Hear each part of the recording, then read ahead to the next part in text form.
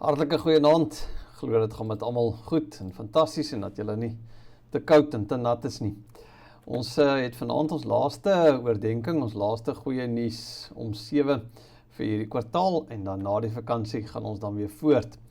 Ons het verlede week gesê ons gaan vanaand ook bietjie, ons het verlede week gekyk na die Heilige Gees en vanaand dan weer en ons gaan lees uit Romeine 8 uit, maar kom ons bid ook vir sy leiding.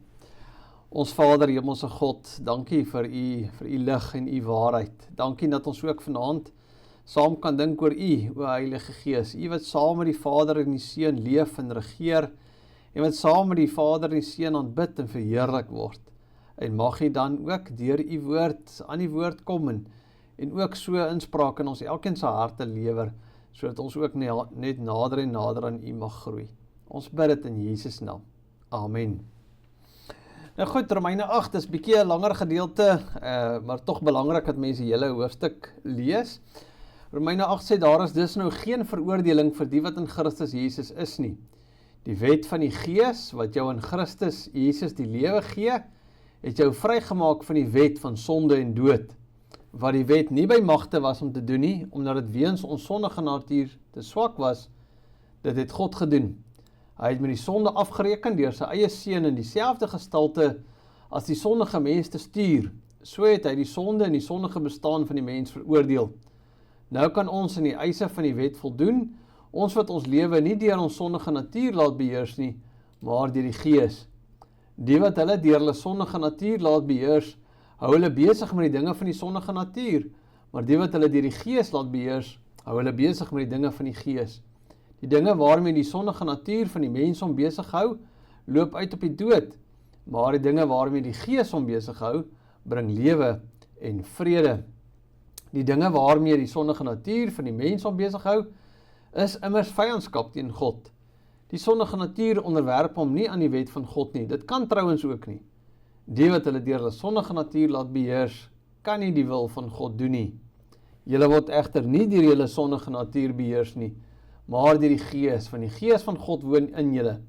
As iemand die Gees van Christus nie het nie, behoort hy nie aan Christus nie. Omdat Christus in julle is, gee die Gees aan julle die lewe op grond van God se vryspraak, hoewel die liggaam vir die dood bestem is as gevolg van die sonde. Omdat die Gees van hom deur wie Jesus uit die dood opgewek is in julle woon, sal hy deur wie Christus uit die dood opgewek is, ook julle sterflike liggame lewend maak, deur sy Gees wat in julle woon. Daarom dan, broers, staan ons onder 'n verpligting, maar nie teenoor ons sondige natuur om daarvolgens te lewe nie.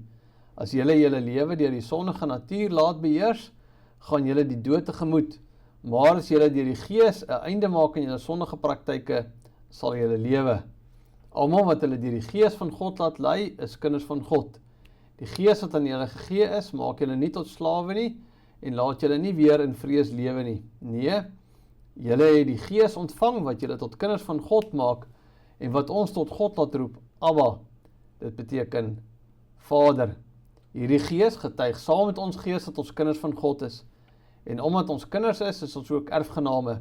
Ons is erfgename van God, erfgename saam met Christus. Aangesien ons deel het aan sy lyding, sal ons ook deel hê aan sy heerlikheid. So Romeine 8 gaan baie duidelik oor die Heilige Gees, nee, mens hoor die hele tyd, oor en oor, die Gees van God, of die Gees, of Heilige Gees, of die Gees van Christus.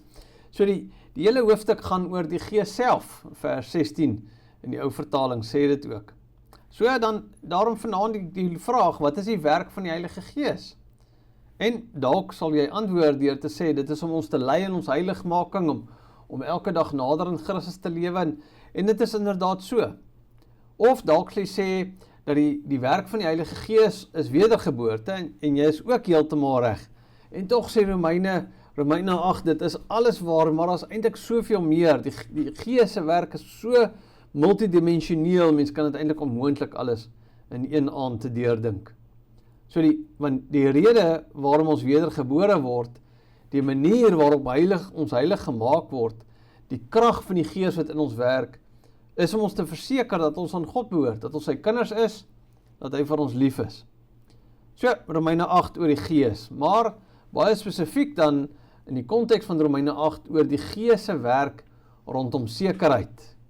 Want as mens die hele hoofstuk lees, dan sien ons is heeltyd, dan sien dat dit, Romeine 8 is heeltyd besig om die Christene in Rome te verseker, dat hulle regtig aan die Here behoort. En aan die einde van die hoofstuk skryf Paulus dat hy daarvan oortuig is, dat niks hulle kan skei van die liefde van God nie. Nee, so, dit gaan alles oor sekerheid. So Romeine 8, oor die werk, die persoon van die Gees, om sekerheid te bring. Hoekom is dit nodig dat die Heilige Gees dit doen? Want dit is die bron van ons lewe, nee, dit is 'n ander konsep wat ons heeltyd in die hoofstuk leer. Die werk van die Heilige Gees wat ons vanaand dan kyk, is om ons te verseker dat ons 'n kind van die koning is, en vanuit daai sekerheid kan lewe, sodat ons die uitdagings en die seer van die lewe kan aanpak. Kom ons begin by vers 9. Julle word egter nie deur julle sondige natuur beheers nie, maar deur die Gees, want die Gees van God woon in julle. As iemand die Gees van Christus nie het nie, behoort hy nie aan Christus nie. So eenvoudig gestel, om 'n Christen te wees, is om deur die Heilige Gees bewoon te word, dit is dieselfde. Nee, Christen wees, inwoning van die Heilige Gees, is dieselfde. En woon is 'n mooi woord. As iemand by jou kom kuier, is dit anders as wat iemand by jou kom bly. Nee, daar's tog 'n verskil. En daarom, ons het nou vers 9 gelees, en dan sê vers 10, maar as Christus in julle is, dan is die liggaam dood vanweë die sonde, maar die Gees is lewe vanweë die geregtigheid. So, omdat die Heilige Gees in ons is, daarom lewe ons. En die Gees se werk is nie om ons heeltyd te oortuig van dit wat ons sleg en sondig doen nie, dit ook, maar sy werk is om ons te verseker van ons kindskap, en dit doen hy deur nuwe lewe in ons te wek. En hy wek die lewe, sê vers 10, vanweë die geregtigheid. Nou daai is 'n Christus woord.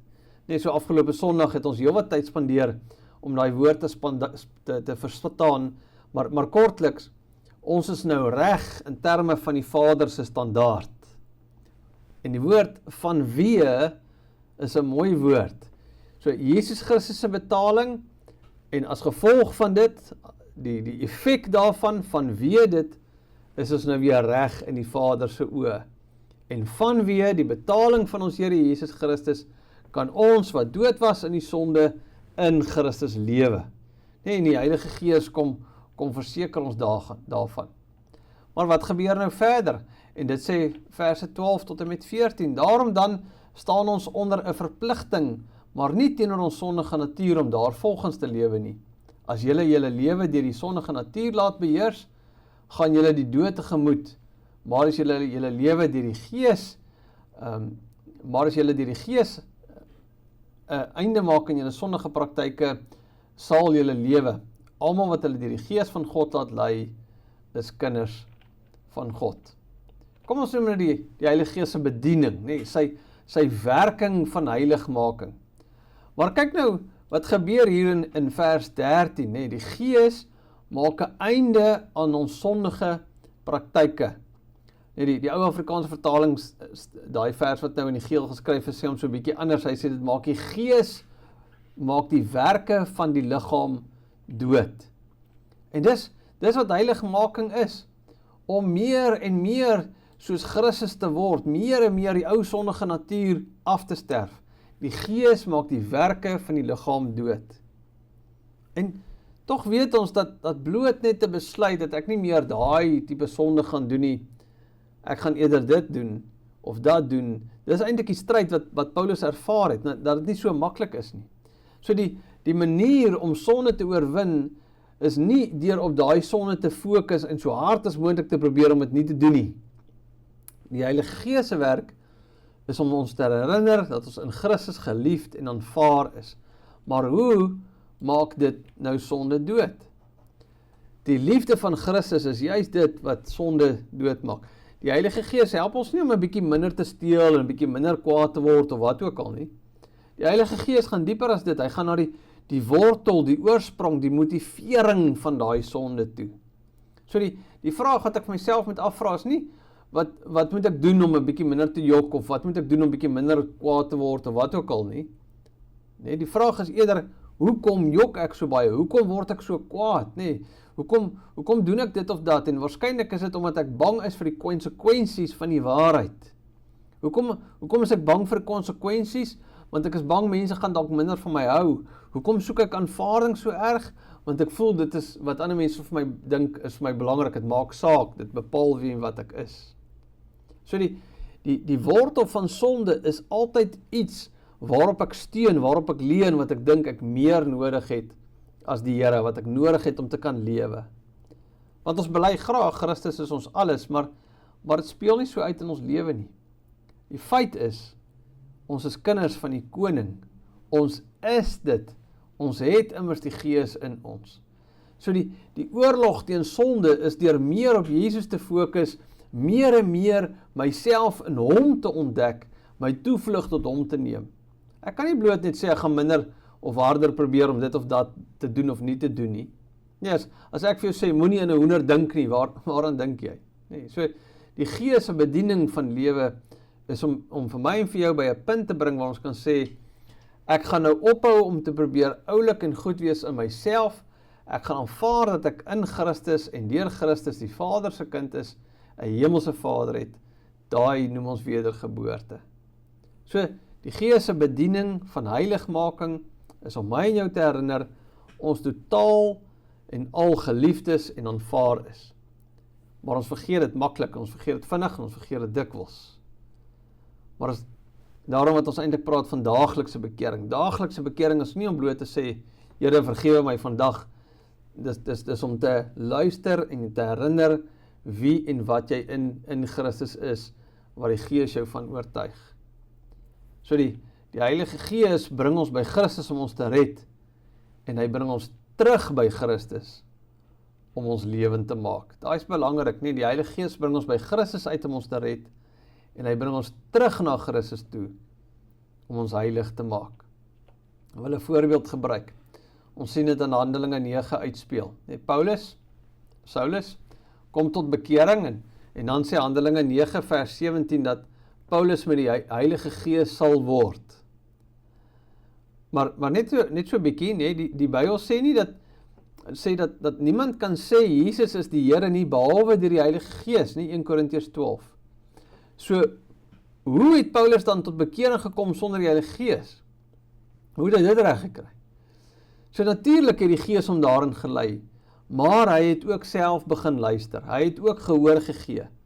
Nee, as mens dink aan laas week Woensdag, ons bedroef die Heilige Gees as ons nie luister nie. So daar's 'n gevul wees met die Heilige Gees wat lei tot wedergeboorte, en daar's 'n gevul wees met die Heilige Gees wat lei tot heiligmaking. En in dit is ons verantwoordelikheid is om te luister en te volg. So die heiligmaking is 'n lewenslange proses waarin ons en die Heilige Gees ons heeltyd dag vir dag, uur vir uur moet herinner wie en wat ons in Christus is. En die enigste manier om die wortel van die kwaad te vermoor is 'n bietjie vir bietjie, stukkie vir stukkie deur die werking van die Gees. In onsself kan ons dit nie doen nie. Kom ons gaan aan en kyk ons wat sê verse 15 en 16. Die Gees wat in julle gegee is, maak julle nie tot slawe nie, en laat julle nie weer in vrees lewe nie. Nee, julle het die Gees ontvang wat julle tot kinders van God maak, en wat ons tot God laat roep, Abba. Dit beteken Vader. Hierdie Gees getuig saam met ons Gees dat ons kinders van God is. Nou hierdie is 'n stuk evangelie. En moontlik het julle dit al baie daarvan gehoor, maar luister net gou weer, nie. Die Heilige Gees raad ons tot God roep, Abba. Nou, geliefdes, onthou, Paulus skryf 'n brief aan die mense in Rome. Hulle praat Latyns en in Grieks, die wêreldtaal van destyds. Nou skryf hy hierdie brief in Grieks. Hoekom sal hy nou, as hy skryf aan mense in Rome, hoekom sal hy 'n Arameese woord gebruik? Abba. Die Griekse woord is pater. Is interessant dat hy soms so ook in sy brief skryf, dit beteken vader, nie, hy moet vir hulle sê, dis wat dit beteken. Dis nie hulle eerste taal nie, dis nie hulle normale woord wat hulle gebruik vir vader nie. Die taal wat in Palestina gepraat is Aramees. So, hoekom sê hy dat die werk van die Heilige Gees om ons te bring na 'n plek toe waar ons tot God kan roep met Abba, Vader? Natuurlik as die Here ons en die disippels leer bid, dan begin hy ons ook leer om te sê, maar as ons bid so, ons Vader wat in die hemel is, en dit moes vir die disippels nogals erg gewees het, want die Jode praat nie sommer van God as Vader nie, daarvoor is hy daarom te verhewe. Die moslems ook nie, nee, geen geloof in die wêreld vol van 'n almagtige God, die skepper van hemel en aarde, praat as Vader nie. Jesus het Aramees gepraat. So, Paulus roep Jesus se eie woorde om met God te praat as Vader. En tog is daar iets internasionaals aan die woord Abba. Nee, wanneer babatjies begin praat, dan het hulle nog nie tande nie, so hulle kan nie woorde soos te, kan hulle nie sê nie, nee, want jy gebruik jou tande daarvoor. En daarom is die woorde soos gaga en baba en papa, Abba en mama, is internasionaal standaard baba woorde. Dan kan ook nie meer as 2 lettergrepe wees nie, is internasionaal so. Pater, die Griekse woord bring nie daai gedagte so mooi na vore nie, maar Abba wel. Nee, die Griekse babas het definitief nie pater as een van hulle eerste woorde gehad. So daar's by ons as mense hierdie ingebore behoefte om uit te reik na 'n papa, 'n mamma. En dit gaan daaroor dat ons 'n behoefte het aan iemand wat vir ons perfek lief is, wat ons kan beskerm en ons nie wil verlaat nie. So, die Heilige Gees, deur jou te wys na Jesus toe, wys ons fout vir ons uit.